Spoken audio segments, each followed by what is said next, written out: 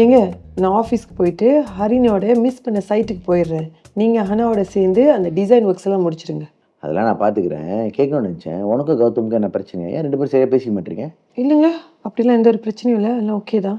சரி, நான் இன்னைக்கு வந்து ஒரு டாக்டர் பார்த்துருக்கேன். நம்ம ஈவினிங் போய் பார்க்கணும். ஈவினிங் நீ ஃப்ரீயாக இருப்பியா? இன்னைக்கு வேலை எப்படி போகுதுன்னு பார்ப்போம். ஹோப்ஃபுல்லி இன்னைக்கு அம்மா வந்துடக்கூடாது. அம்மா வந்தாங்க ஹரிணி கண்டிப்பாக வேலையை விட்டு ஓடிடுவா. ஹரிணிலாம் வேலையை விட்டு ஓட மாட்டா. நீ அவளை அடிக்காமல் பார்த்துக்கோ. அவள் தாங்க மாட்டா. அம்மா இன்னைக்கு மட்டும் வந்துடாதுமா, இன்னைக்கு மட்டும் எனக்கு பிரேக் கொடுமா ப்ளீஸ். அத்தை வந்துடாதீங்க அத்தை ப்ளீஸ்.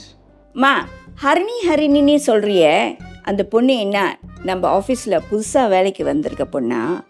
அவள் எப்படி நல்லா வேலை செய்கிறாளா?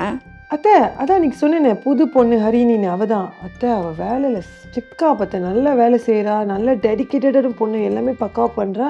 ஆனால் இன்னும் கொஞ்சம் இன்ட்ரோவர்ட், ஆனால் வேலையில் ஷாப்பாக இருக்கா அத்தை. அப்படியாம்மா? இன்ட்ரோவர்ட் வேற சொல்கிற? இவன் எப்படி அவகிட்ட பேசிகிட்டு இருக்கான்? அந்த பொண்ணு எப்படி ராஜா கிட்ட பேசிகிட்டு இருக்கு?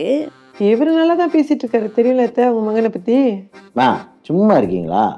டாய் சும்மா இருடா. மா, நீ அந்த பொண்ணை வீட்டுக்கு வர சொல்லுமா, நான் அந்த பொண்ணை பார்க்கணும்.